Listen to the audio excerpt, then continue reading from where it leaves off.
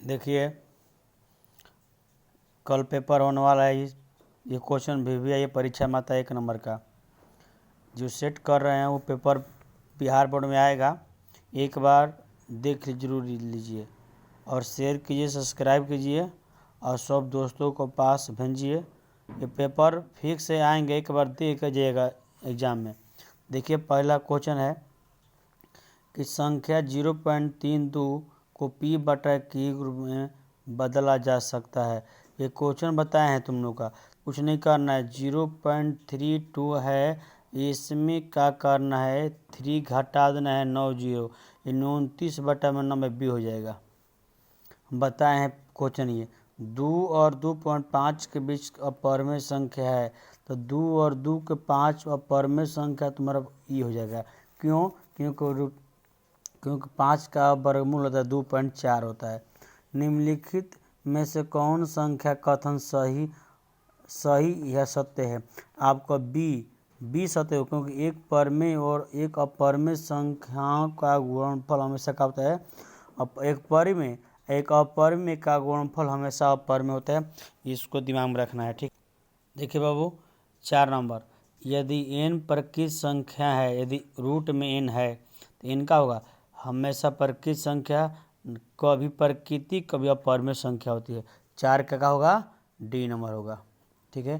5 प्रथम 1 3 9 8 6 अभाज्य संख्याओं का योग n है, तो n हमेशा क्या होगा, n हमेशा होता है 3 में विभाज्य, जबकि कोई नहीं है इसमें, क्या होगा 4 हो जाएगा। क्या हो जाएगा? 4 हो जाएगा। देखिए बाबू 6 नंबर क्वेश्चन, बहुपद y³ - 2y² - √3y 1+1/2 का मान है। तो हमेशा बहुपद है, मान पूछ रहा है तो हमेशा क्या होगा 3nc होगा, क्योंकि पावर क्या है 3 है। एक द्विघात बहुपद के शून्यांकों का योग तथा गुणनफल -15 है तो बहुपद है। फॉर्मूला होता है x² - alpha plus beta x alpha into beta, तो हो जाएगा योगफल दिया है 2x, तो -2x - 15 -2x - क्या हो जाएगा आपका बी हो जाएगा। k के किस मान के लिए रैखिक समीकरण के योग -2x - y - 3 = 0 और 2x + 7y - 5 x = 1 y = 1, ये x और y के मान रखिएगा इसमें, तो आपको k का मान क्या आ जाएगा आपको 8 नंबर का 6 आ जाएगा, सी हो जाएगा। 9 देखिए ax³ + bx + cx + d त्रिघातीय बहुपद का शून्यक है, इस तो अशून्य का योग गुणनफल होगा, क्या हो जाएगा बी होता है ना, c/a। 10 देखे जाए, 10 बोल रहा p का मान जिसमें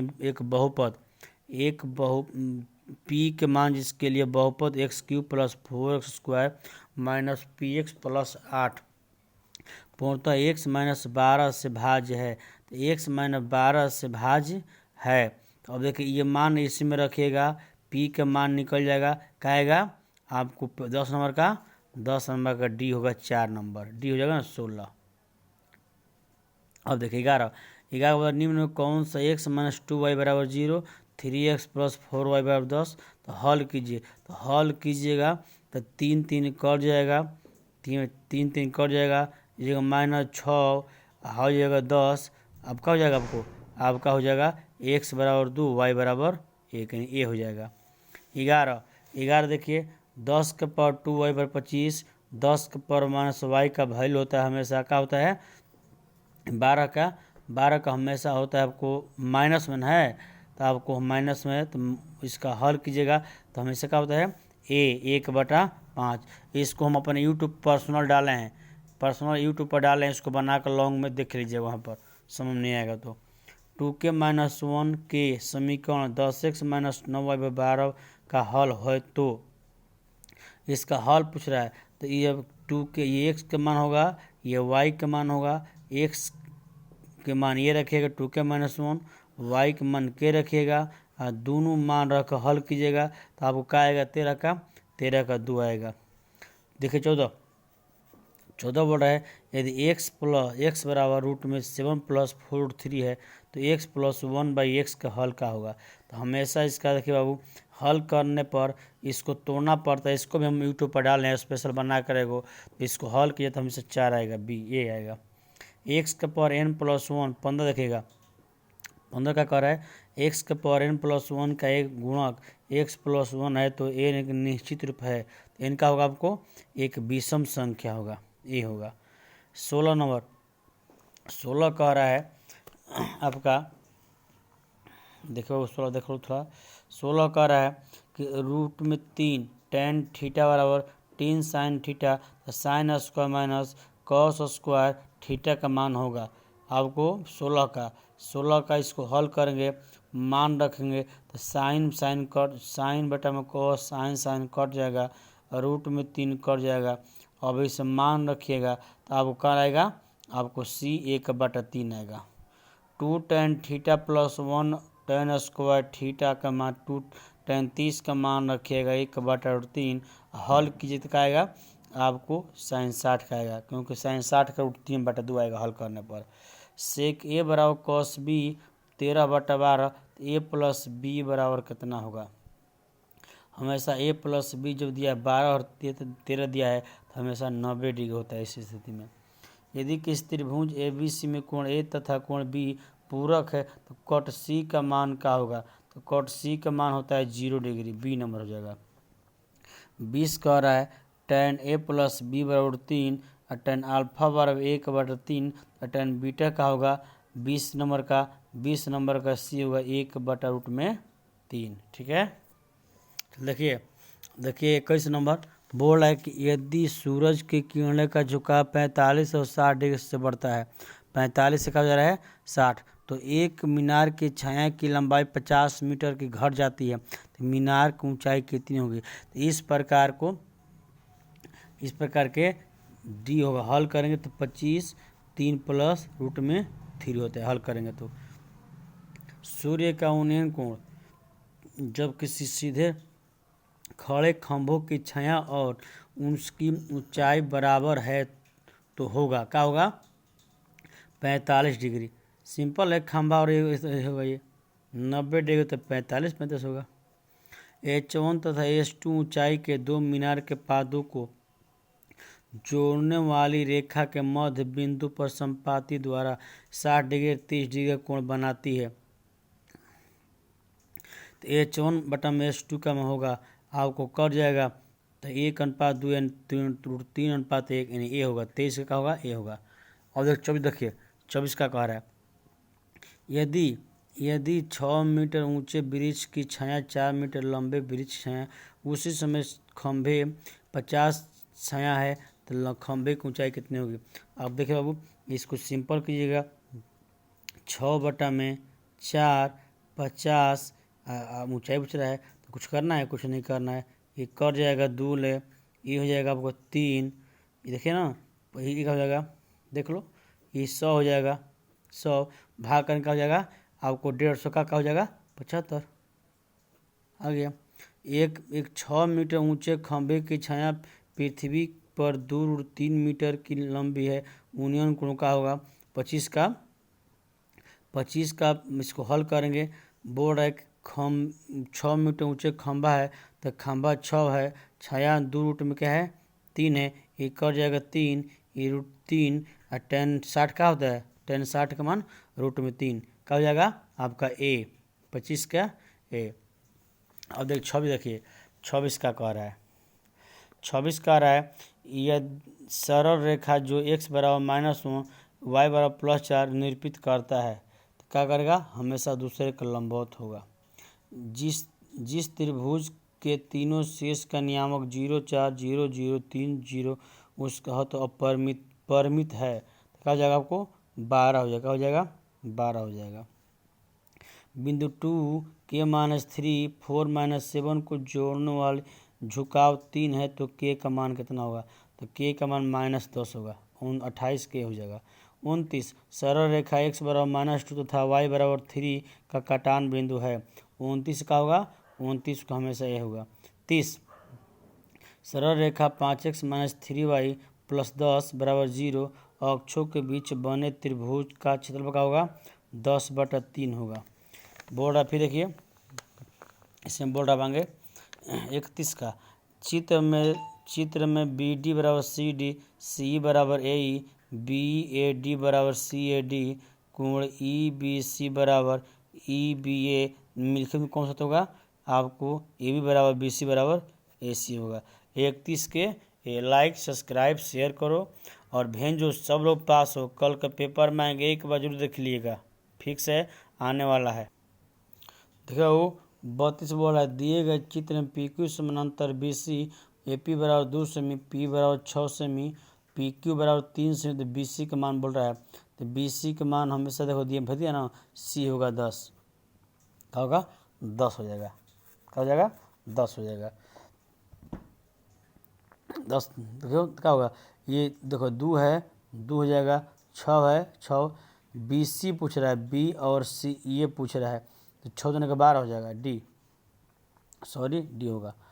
त्रिभुज ए बी सी तथा डी ई एफ समरूप है, दोनों का क्षेत्रफल 9 और 16 है, ई एफ 4.2 है, तो बी सी का मान क्या बोल रहा है 9 और 16 है, और बी सी बोल रहा है आपका बी सी का मान पूछ रहा है, क्या बोल रहा है बी सी का मान पूछ रहा है, और ये फिर दिया है 2.4 दिया है।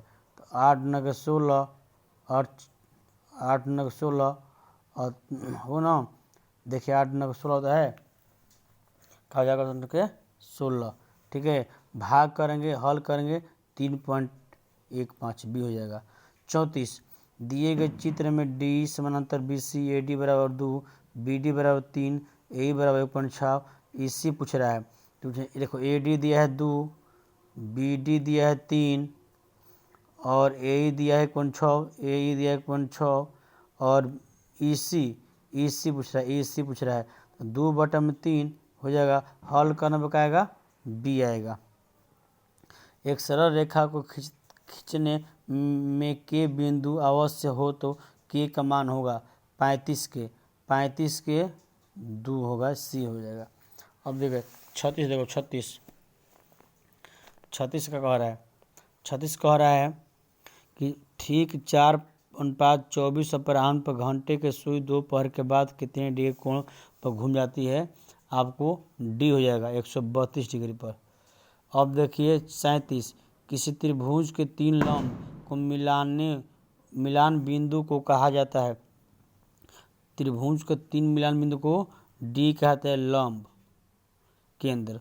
यदि 2 वृत्त एक दूसरे को बाहर छूते हैं तो दोनों वृत्त से एक साथ गुजरने वाले स्पर्श रेखा की संख्या 3 होती है।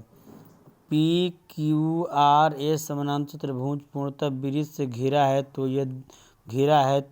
यह एक नहीं है, क्या नहीं है विषम कोण चतुर्भुज।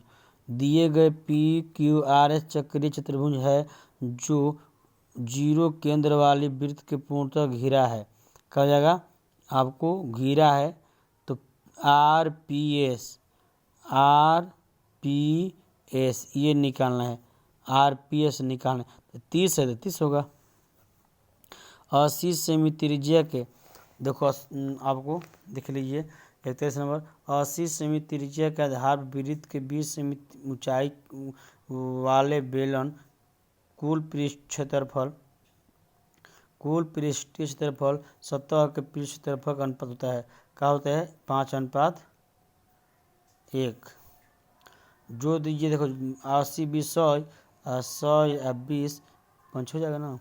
बेलन तथा शंकु का आधार की त्रिज्या 3:4 है तथा ऊंचाई 2:3 है, आयतनों का अनुपात पूछ रहा है, ठीक है, तो 9:8 ये हो जाएगा, 9:8 हो जाएगा। अब देखिए आगे, देखिए अब वो 83 बोल रहा है, एक घन का आयतन 2744 में वक्र पृष्ठीय क्षेत्रफल का होगा, तो आयतन से आर निकलेगा, आर से क्षेत्रफल निकलेगा, तो 1176 होगा। एक 8 सेमी त्रिज्या के शीशे के ठोस गोले से 1 सेमी त्रिज्या के कितने ठोस बनाए जा सकते हैं, तो 68 64 64 512 भी हो जाएगा। एक खोखले गोले के आंतरिक तथा बाहरी व्यास क्रमशः 4 सेमी 8 सेमी, इससे गलाकर एक 8 सेमी व्यास वाले आधार वृत्त शंकु बनाया गया है, शंकु की ऊंचाई कितनी होगी? आपका शंकु की ऊंचाई 1480 हो जाएगा। प्रथम 10 प्रतिशत संख्याओं का माध्य क्या होता है? 10 प्रतिशत संख्याओं का माध्य 46 का हो जाएगा आपका सी। त्वरण खींचने के लिए वर्ग अंतराल का होना चाहिए, तो त्वरण खींचने के लिए वर्ग अंतराल का हमेशा कौन चाहिए? अपवर्ज्य होना चाहिए। 48 माध्य x माध्यिका y बहुलक z के बीच संपर्क है, तो संपर्क x minus Z 3x minus Y. देखिए 49 बोल रहा है एक साथ दो सिक्कों को उछालने पर कम से कम एक हेड आने की प्रवृत्ति 3/4 डी हो जाएगा। एक थैले में 50 देखिए, एक थैले में 6 काले 8 उजले गेंद है, कोई एक गेंद यादृच्छिक आसमी निकाला गया है, गेंद का उजला होने की प्रवृत्ति होगी, तो 8/14 8/14 4/7 यानी बी हो जाएगा। ठीक है। आर त्रिज्या और अर्धवृत्त का परिमाप तो हो जाएगा आपको सी, अंत लिखवाए हैं π/2r। कौन सा वृत्त का क्षेत्रफल का फॉर्मूला है? तो πr² सी हो जाएगा। ठीक है। अर्धगोला का संपूर्ण पृष्ठीय क्षेत्रफल बोलवाएं, तो संपूर्ण पृष्ठीय क्षेत्रफल बोलवाएं। ठीक है, आपका बी हो जाएगा राइट। अर्धवृत्त का ठीक है संपूर्ण बोल रहा है, अर्धगोला का संपूर्ण बोल रहा है बाबू, तो ठीक है 3 होगा। ठीक है, बी होगा 3। अर्धवृत्त का परिमाप, क्योंकि बाबू वक्र होता है 2πr² और 3π संपूर्ण होता है। अर्धवृत्त का परिमाप πr+2r। ठीक है, देखो दो बार दिया ना। और आर त्रिज्या अर्धवृत्त का परिमाप दिया ना, वही बात दिया है। अर्धगोले के संपूर्ण पृष्ठीय क्षेत्रफल किसका? 55 का। अर्धगोले के संपूर्ण होता है, तो ठीक है ये हो जाएगा अर्धगोला संपूर्ण बी होगा 3πr²। अर्धगोले का संपूर्ण पृष्ठ क्षेत्रफल देखो अर्धगोला का संपूर्ण पृष्ठ क्षेत्रफल, अर्धगोला का संपूर्ण सतह के पृष्ठ क्षेत्रफल 55, यानी 55 का हो रहा है 55 का बी, और 56 का भी क्या हो रहा है 56 का भी बी, क्योंकि दोनों एक ही है। ठीक है। 57 देखो, बोलो 57 देख रहा है, 57 देखो बाबू, 57 भी है। प्रथम 5 पूर्ण संख्याओं का माध्य कौन होता है? 57 का ये होगा। 58 का 5 3 7 6 4 2 1 का माध्यिका होता है, तो माध्यिका 4 हो जाएगा। प्रत्येकता का अधिकतम मान क्या होता है? अधिकतम मान सबसे एक होता है। किसी घटना की प्रत्येकता नहीं है, कोई भी घटना प्रत्येकता माइनस में नहीं होती। लाइक सब्सक्राइब शेयर कीजिए। 50 क्वेश्चन है, इसको देख लो और सब मित्रों के पास में जो 1-2 बार देखना, फार्मूला सब देख लो, इतना फार्मूला है देख लो, आएंगे त्रिकोणमिति का क्षेत्रमिति का हो या आएंगे। ठीक है, एक बार देख जाना, फिर से देख जाना। Thank you, best of luck तुम लोग का एग्जाम।